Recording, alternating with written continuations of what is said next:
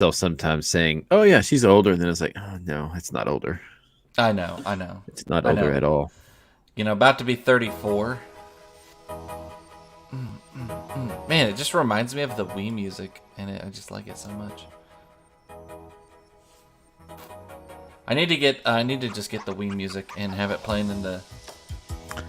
Yeah, you do. You need to do that.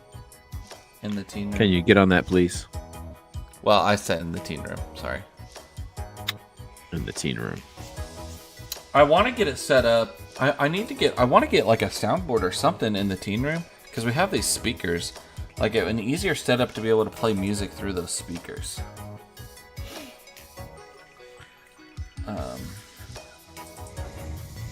So we'll see. I'd like to get it set up to where I have that and a portable mic in there too. Because sometimes I just need a microphone.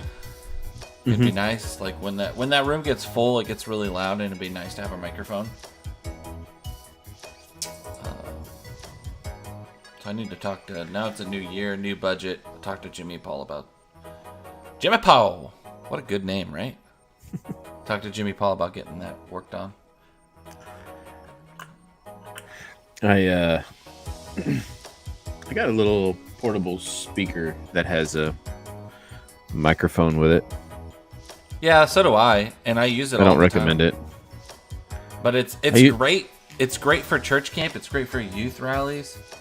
It's great for everything except for I feel like that. Like I feel like just a little PA system, like an actual.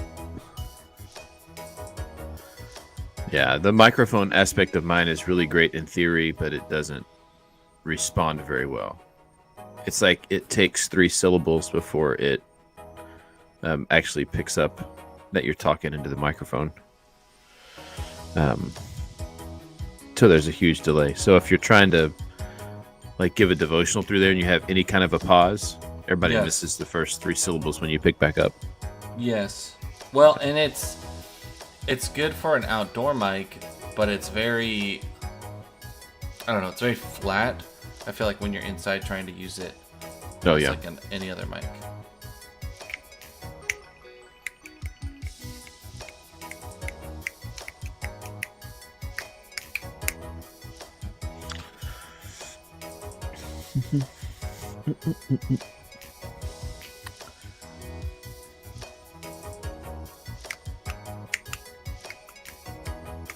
Hey, I'm gonna need your ukulele back. We kind of been slacking on our pre-show here.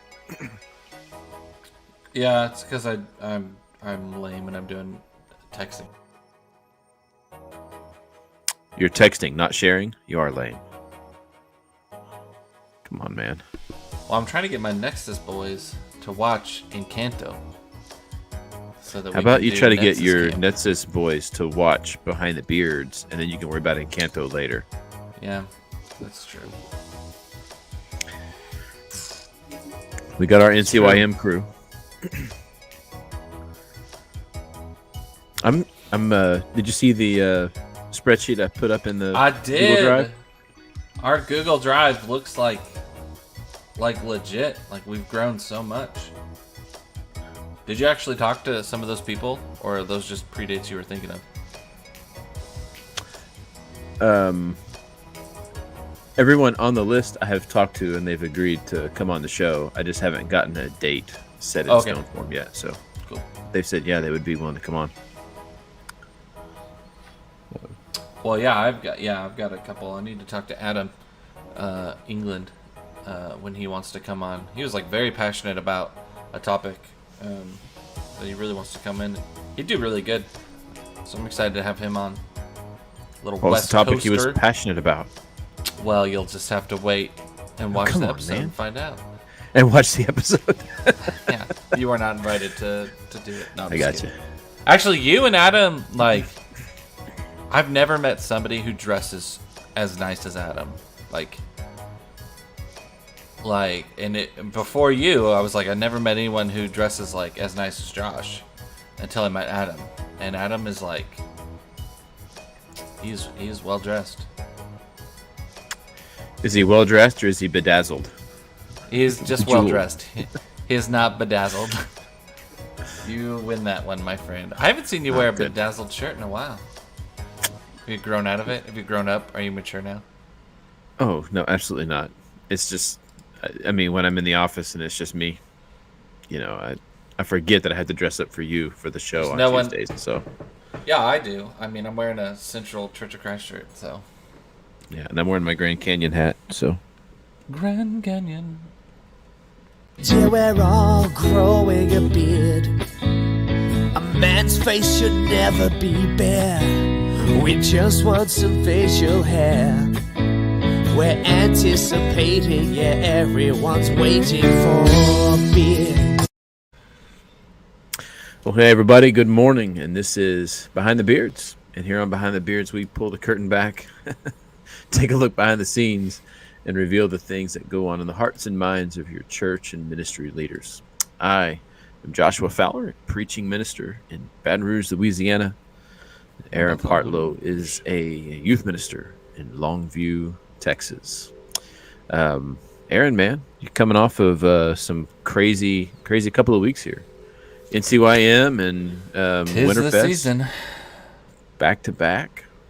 You're recovering from it's a shorter trip to Winterfest for you now, though. Oh, it's so awesome. Oh, man, that was so great. Usually it was like 9-10 hour drive to just a 2 hour drive. I still Yeah. slept on the way home. Oh, and I didn't have to drive. So Even better. Like that was even better. Like we have a big bus where you have to have a CDL. So I emailed. I didn't even have to email. Like one of my chaperones was like, "Yeah, I have a CDL. I always drive for Winterfest. I can go." And she was fantastic. She drove the big bus, and another one of my parents said, "Yeah, I'll drive the small bus, no problem." So I didn't have to. I didn't have to drive at all. So that was fantastic. It's only a 2 hour drive. I was kind of worried about being able to get out out of Dallas since the Cowboys game, but we got out early enough. We stopped at Buc-ee's. It was on the way home. We stopped at Buc-ee's for lunch. Worked out really good. Don't talk to me about the Cowboys game. Yeah, that was terrible. What a way to end too, right?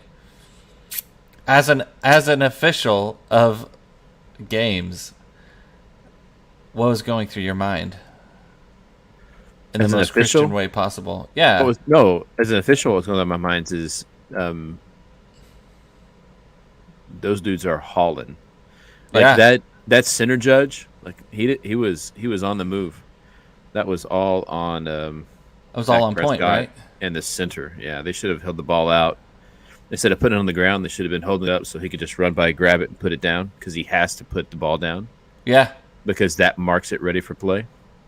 But because they set it on the ground and then lined up, he had no way of getting through there, and he was doing his best. It's like that's all on the play call and on the execution, man. But there's all kinds of things they should have done earlier in the game. It shouldn't have ever come to that. But I we didn't were watch not. the whole Cowboy games. I just we got home and I relaxed and chilled a little bit until I could watch the Chiefs game that night, and the Chiefs did very well. Did. There's no way that the Cowboys were going to go up to Green Bay and beat Green Bay next week anyway. So that's Cowboys okay. had a I'll good let the season. 49ers They had a go good there. season. Story of my life as a Cowboys fan. So Safest my place wife, to go during a tornado. yeah, I'm getting off of the Dallas Cowboys here. All right. I'm still raw. All right, my bad. My wife passed the NCLEX, so she is an RN yeah, now. that's awesome. And- Congratulations, Heather. She started her job full time in the Ochsner operating room this morning. So Wow, look at her. pretty cool. It's been a long 2 years. What a for life her. step for you guys. What an achievement. Like if there were I wish sometimes in life, like an achievement bar would pop up, just like in a video game. Because man, you guys have been working on that for a long time. Yeah, she put it's what she wanted to do when she first kind of got in, and then started having kids. She decided that she wanted to stay home. So, I don't know. It's just really cool to see her kind of be able to come back around to that dream that she had 20, 21 years ago. Man, Yeah. it makes me sound old, dude. You are. It makes me Getting sound there, old. Grandpa.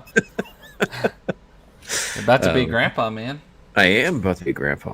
We're gonna have to Getting start into Japan, changing man. the logo to add a little Well, salt there and is a pepper little- in there. There is a little gray in there. I need to get out my Just for Men and fix that, I guess. Just for men. Just for Men. So that's pretty cool, man. It's been good, and I'm proud and happy for her. Yeah. And hopefully can get into a little bit of a. Of course, the routine's been changing all over the place with school schedules and stuff, but that'll be nice to get into a rhythm again of life. So Only one in school though right now. In that's right. high school. He's a senior. He's a senior. That's About to be an empty nest, man. Now I feel old. Now you feel old. Now that Dylan is a senior. Now Yeah, that man. You Dylan's remember a we first senior. started? He was like, he was just a tag along. The church camp mascot, the gopher. The The kid we were scaring.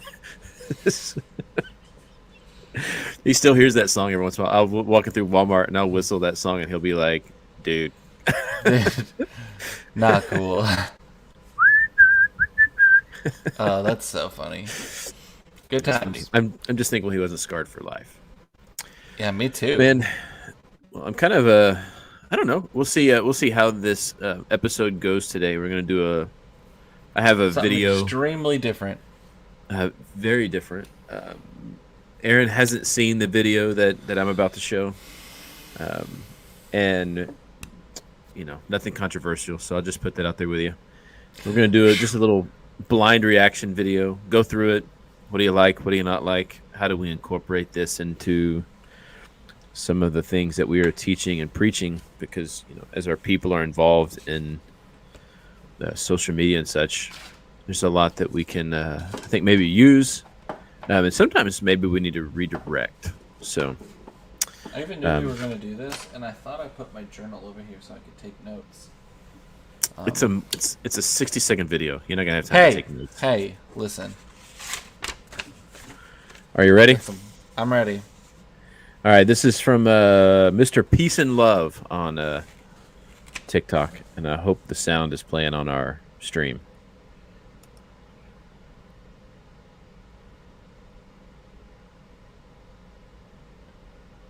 No sound. So my first reaction is, it'd be great to have heard what he was saying. Well, It's also like super choppy. I know, it's my beautiful internet. Okay, so we're gonna back up 5 yards and punt here. Here's what All right. the video says, right? Because I'm not gonna sit here on the air and try to make that work. Okay. So here's the guy. He's driving. He goes, "I'm driving down the road, and it's dark at night, and this guy is coming at me, and he's got his high beams on, I and hate that. or he flashes his high beams at me, Hmm. and he thinks I have mine on, and so I'm like, man, my high beams aren't on, but hey, and he says out loud, I'm okay with that, and then since he doesn't do anything with his headlights, the guy turns on his high beams and leaves them on, kind of blinding him, and he looks at the guy and he says, I'm okay with that, and so the guy next to him who's in the car says, is that your peaceful way of flipping him the bird, like, are you just doing this out of spite?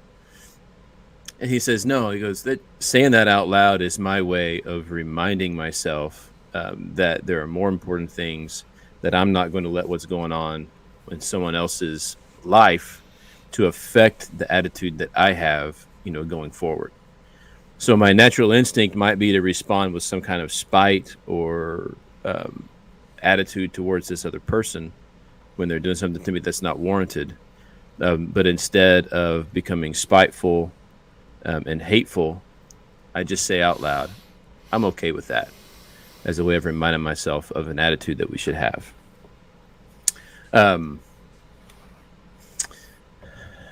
Like I said, this is not anything controversial, but this is, it's a video that's got several hundred views, several hundred likes, and people have all kind of things about it. And I really like the message. When you're going through social media and such, there's all kinds of things that come across. Some of it's good, some of it's not, and maybe sometimes we'll talk about some of the more some of the videos that we have to do some redirection with. But what's kind of the first thing that goes through your head with something like, "Hey, I'm okay with that"? I think, man, it's a really good message. It reminds me a lot of taking those moments. We did a church camp a while back, and we did it based off of what the front of a VCR player looks like, or a DVD player, which are basically almost obsolete now, which is kind of crazy to think about. And so we talked about the different buttons on there: press play, pause, rewind, fast forward. And pause was always a day that was good for me to remind myself. I think I've taken that expression multiple ways, like pause, take a breath, slow down. For me, it also points towards like having this inner peace, finding this peace in Christ, that we will have troubles in this world, and knowing that, but knowing that we rely and lean upon Christ. So that phrasing of "I'm okay with that" is great. It also reminds me of another phrase, remember the cross. And when you're struggling and suffering, and you feel like things are going bad and you can't bear it anymore, remember what Jesus went through on the cross, and Jesus can go through that. Then I can lean upon God to guide me through this. I have a hard time sometimes with that because I don't like to play the comparison game, but maybe that's because Jesus' story is bigger and better, because Jesus is better and bigger. So that's my initial thought, and that's how I would actually use that in a lesson. So if I use that and I showed that to my teens, that's how I would use that in a lesson. And I also would use it in a form of witnessing to somebody else. Because if somebody else is sitting in the car, they're experiencing, and what he's talking about is something that is highly annoying all the time. And I would also it's interesting because it makes me think of when it's starting to get dark out and I see someone driving without their headlights on, I get really annoyed and frustrated because I'm like, it's getting dark. Why are your lights not on? Yeah. It's 2022. Almost all the cars that I see most of the time have the auto feature on your car. You should have your lights on. And there's a Devo there too somewhere. So I think those are some of those aspects that I would bring in and I would talk about and I would think about when presenting this right off the top of my head. Yeah. So my first, what kind of drew me to it was my reaction to that was, yeah. I mean, of course, why would we do we really need to be reminded to not get upset with someone because they flash their lights at me? But I only initially thought that for a second, because then I realized pretty quickly, when someone flashes their lights at me, I'm like, oh, okay, let me show you what my high beams actually look like, because I have these, bright incandescent halogen bulbs on my Jeep, and the dim lights look really bright. So I kind of do want to respond with, oh yeah, let me show you what bright lights really look like. That's right. Yeah, the floodlights come on top. That's right. Because we do respond instinctively sometimes in ways that are really not only abrasive, but probably wholly unchristian. And the simplicity of something that just says, "Hey, I'm okay with that," is remarkable. And I wonder sometimes, what are the simple things that I'm missing in my life that can help me maintain a level head in the mind of Christ? And so, when I find little things like that, it's like, man, number one, I wish I would have thought of it, because it's a pretty basic, life skill. And number two, vocalizing something is not just a sign for the people around me, but it's sometimes I have to tell myself, "Hey, count to 10." You know, we've had a conversation here just before. Like you get a message, you have to say, "Don't respond right away. Think about this before you respond. Why do you instinctively feel the way you feel? Is it because there's something wrong with this encounter, or because you're bringing something in from other encounters in your life?" Yeah. If I'm stressed in other ways or in other areas of life, then I'm going to respond in stressful ways. When people say, "Hey, good morning," I can go, "Oh yeah, what's so good about it?"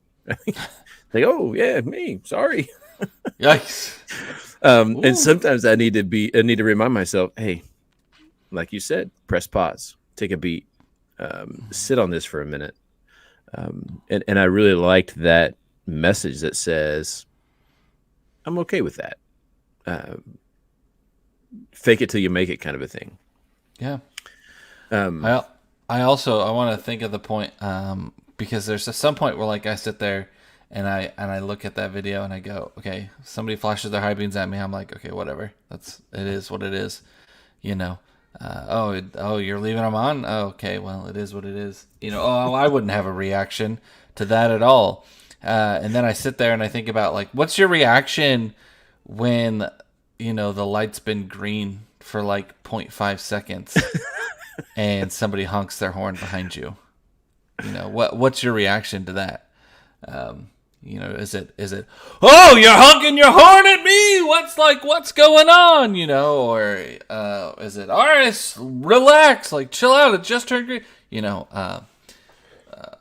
Having a 3-year-old in my car has reminded me that, hey, Aaron, sometimes you just need to take a chill pill. And there's sometimes when like my stress of life like floods in and yeah, like anything like that. Even somebody driving in my blind spot like frustrates me at some point, right? Oh, And I'm like, driving will you brings up just the worst in I me, don't man. even have to get over, but like, will you just not drive right there? Like, why would you just drive in someone's blind spot? Are you aware of your surroundings? Kind of a thing. Yeah. And But I I'm like glad you that. answered that question instead of asking me to answer it. Because if someone behind me honks at a green light, Right. I'm more tempted to sit there till it turns yellow and then go. But but that's why I need these things that That's say right. I'm That's okay right. with that, because I need to be reminded to react and respond better. Um, but I realized what I did, by the way. I shared a window and not the video, and I should have just shared the video on there because then it would have brought the sound over. So Yeah. it'll be better for next time. Um, I've I've gone really back and forth on the role that social media should play um, in our ministry, I guess. There's it's like anything. There's some good there. There's some bad there. But we have such It's a lot of un bad. there is, There's and we have so such much bad. unhealthy habits and boundaries. Like I can't remember where I was the other day, but I had to go to the restroom, and so I go to the restroom. Oh, we were skiing. We were at the ski resort, and I go into the restroom, and there is a guy standing at a urinal scrolling on Instagram, and it's like, dude, like, do we really have this inability to disconnect from social media, even for some of the basic aspects of life? Like, Yeah. so there's some really unhealthy boundaries and habits that are being formed around all of these inputs we're getting from social media. And I've heard a couple different aspects, right? I had one guy that says, as I'm listening to different aspects of it, one person says, well, reaching people who are addicted to social media through social media is like reaching an alcoholic by pressing the gospel on the outside of a beer can. It's like, okay, That's pretty funny analogy. it is, but That's an interesting thought process. But then you have the other side that says, well, if your people are there and Giving they out are beer koozies at ingesting, church. right?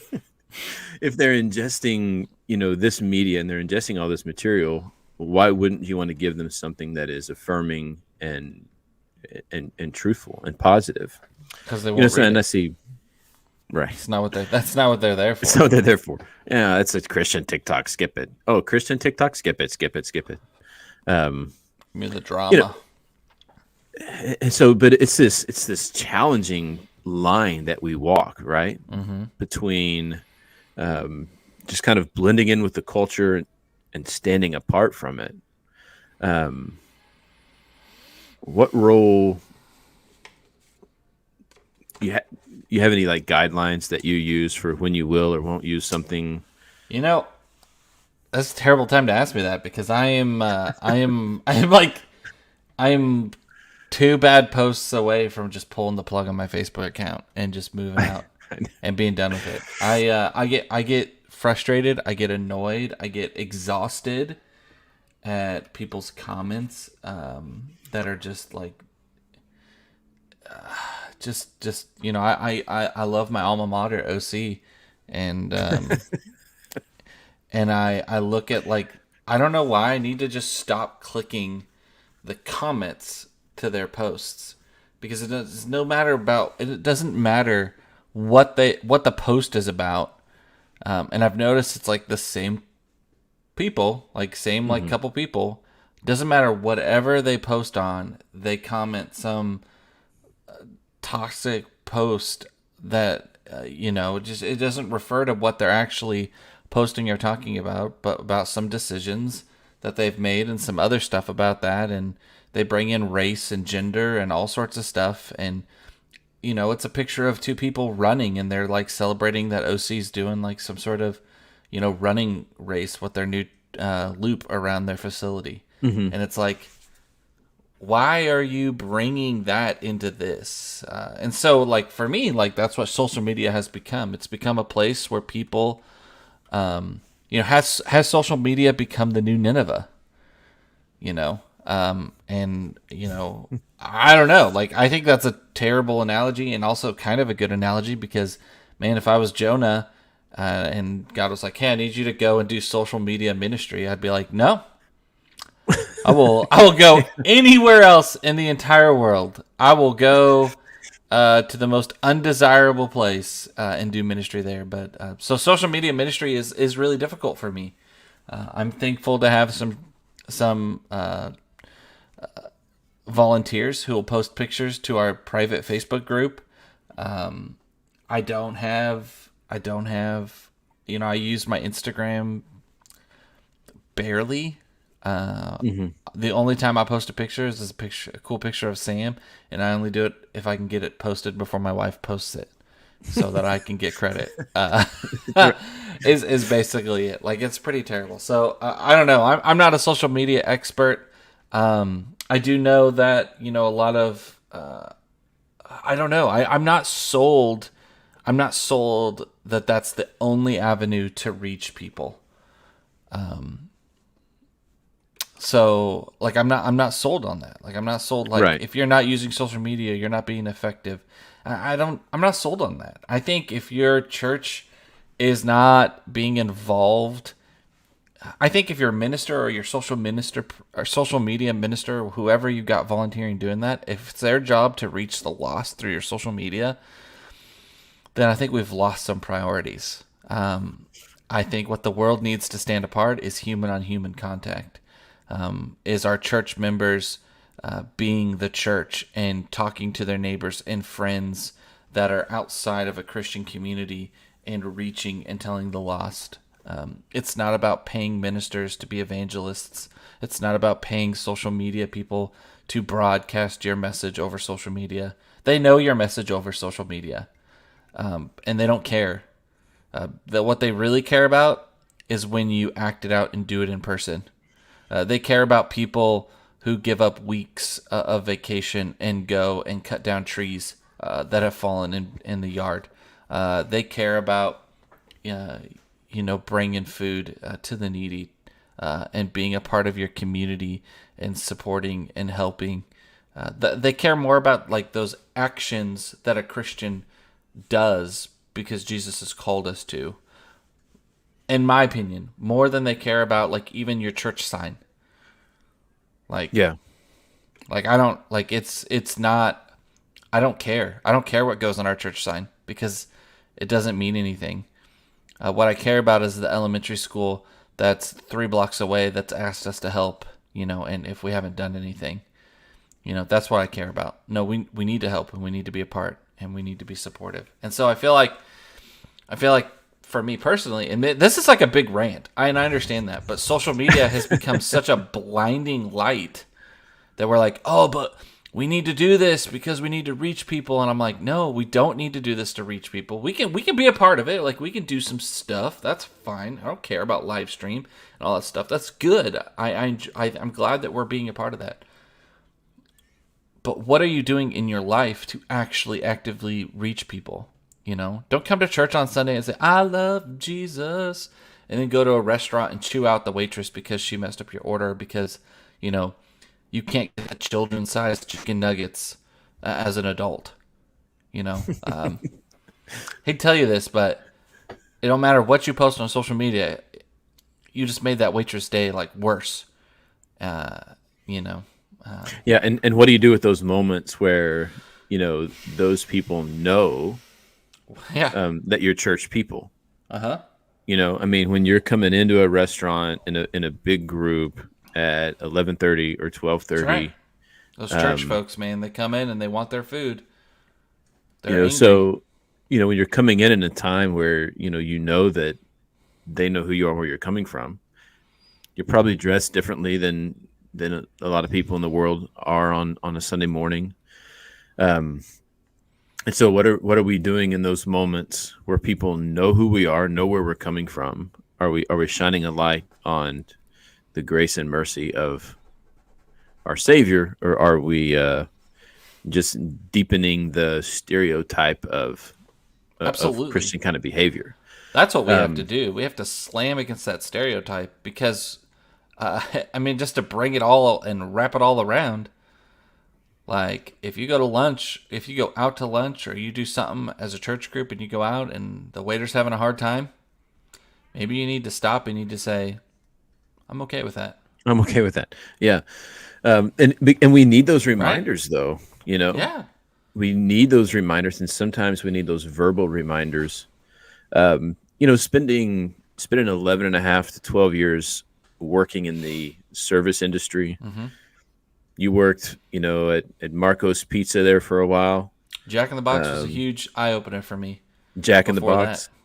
3 years. So being in those places of customer service helped me realize the importance of acknowledging the good. Yeah. Nobody ever came back. It was rare for someone to come back when things went well and to let my boss or my manager know that things went well. Right. But if you mess one thing up, the whole world hears about it. That's right. So I've tried to make a practice in all of my life, but especially in those moments where I know people know that we're a church group. Yeah. Of when we leave, of going up and asking for the manager. It never goes well. It never goes smoothly. We got 25 or 30 people trying to eat. The waitress is naturally going to miss something or not get something right. It's a big group at a busy time. And so when we're all done, I ask for the manager, and the manager comes up, and I just want to say, hey, I know it's difficult, especially in this time, dealing with big groups. And I really appreciate the service. The food is always good. We always enjoy coming here. Whatever, just to let them know we appreciate the work that they're doing. Man, you got no drama in your life, Josh. I build it up.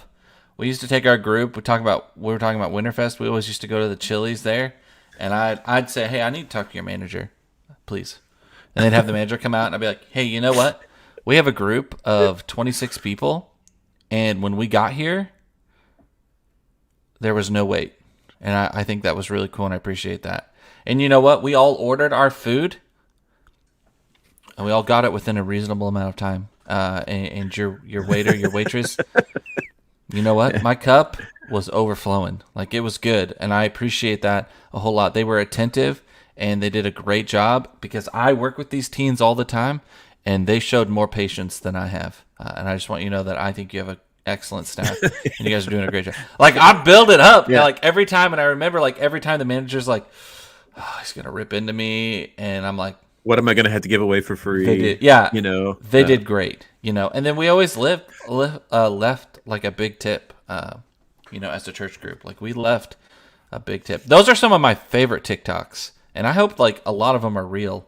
But like when they just like leave a huge tip at a place, and I feel like, man, what if like Sunday afternoon when people went to lunch, like what if it was known as like the hour of generosity?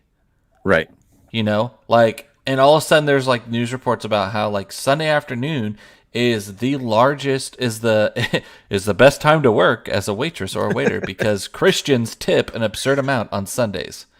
Like, what if that's what we were known for, instead of this is cold and it's like, come on, like. Yeah, and there should be a standard. Like, I'm not saying like, but at the same time, like, man, we just spent a whole lot of time talking about the grace and mercy of Jesus Christ, and so I don't know. But I believe that more often than not, that is the case. Because just what we're talking about is true in all these other circles as well. That the negative speaks more loudly than the positive does.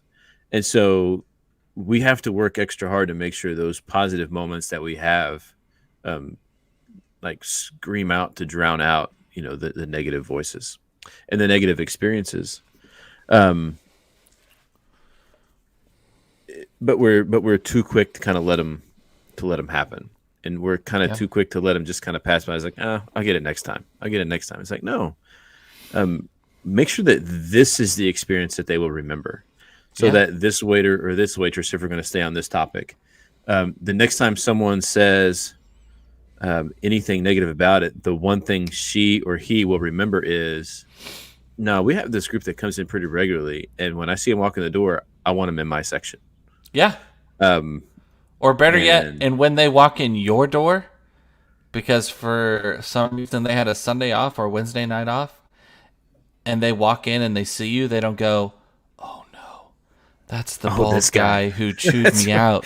They say, oh, that's the guy with the redheaded beard who was like strangely dramatic about how good we were, Right. That memorable experience, right? Right. Because people do that. Like I've done that. Like I've seen somebody like awkwardly chew somebody out at a restaurant, and then we went to like Wednesday night church and they were there, and I was like, are they going to go forward? Like, should I tell them they should go forward? Do I lead them forward? I don't know. So we can. This has been an interesting episode because we've gone all over the place, largely because my video didn't work. Poor execution on my part, but we have come to story time. I had a customer. He was not my customer. One of my other guys on the drive had to leave early, and so he said, hey, Mr. We'll just say Jones. Mr. Jones is going to come pick up his vehicle. Can you deliver it for me when he comes in? I was like, yeah, absolutely. And I didn't know this guy. And so we come on, he shows up, he picks up his car, we pull it up on the service drive, and he gets in it, he starts it up, he drives off, and he turns back around, he comes right back in. If someone leaves the service department and makes a U-turn and comes right back in the entrance, that's never a good sign, right? Right. This man lit into me. I mean, he called me every name under the book. And I said, Mr. Jones, I said, I apologize. I said, I actually had nothing to do with this. I'm just delivering this vehicle for my partner. Right. Tell me what's going on and I'll get it resolved in the morning. I mean, I had no idea. I didn't know what they're supposed to do or anything. And the truth is, our guys completely dropped the ball. There was a lot of things that were supposed to be done that weren't done. Communication was poor. And we messed up. And so I got him in his loaner car and he went back home. And And Wednesday, this is Wednesday afternoon, Wednesday evening, I walked into our church. And as I walk in the side door, I walk up and I see Mr. Jones walking towards me. That's terrible. And so I walked up and I said, "Hey, Mr. Jones, how are you?" And he looked at me and he just went white as a ghost. And he just shook my hand and walked the other way. But those moments, sometimes we're just not aware. Sometimes we're just not aware of the impact and influence that we have on the people around us. And so if I'm going to feel embarrassed about acting that way towards people who I'm going to see on a regular basis, what does that say to the people? I mean, that witness. Don't let my ego, don't let those little things that want to get under my skin damage my witness to the people about the gospel of Jesus. And so I think, and sometimes I need that vocal reminder that just says, you know what, this is messed up. This is not fair. This is not right. But truthfully, I got to be okay with that because there's something more important in my life. And this is just my ego barking and trying to get me excited about something that doesn't make a difference. And so telling myself I'm okay with that is a way of kind of recentering myself into a place that says, remember how much grace and mercy you've been shown. And then Jesus says, you don't just take it and keep it for yourself. But I'm going to call on you to show this to the people around you, that they may see me living in you. So, it's wild. Kind of been all over the place. It's wild. When we put ourselves in those shoes, I always share a preacher story. And I've shared this one multiple times, so you've probably heard it. But I was in high school and I had a manager who was not a Christian in practice. Was one of those people who just said they were a Christian, but never went to church, never anything like that. And he taught me so much in the service industry. We talked about working in the service industry, and so we had a guy who ordered a hamburger and he ordered it without pickles. And he got pickles, and so it's like the same thing when you're at a fast food restaurant and somebody leaves your drive-thru and turns into your parking lot. It's not going to be good. It's a very bad sign. And he came in and he took his bag and he slammed it down on the counter and he ripped open the bag, ripped the bag open. He pulled his hamburger out, had a big bite taken out of it. He said, "I just threw up everywhere in your parking lot because I cannot stand pickles, and there are pickles on this cheeseburger." He says, "I need to talk to your manager right now. This is so disgusting." And I was like, okay, well, I don't know about disgusting. That's probably the wrong word. It's not good for you.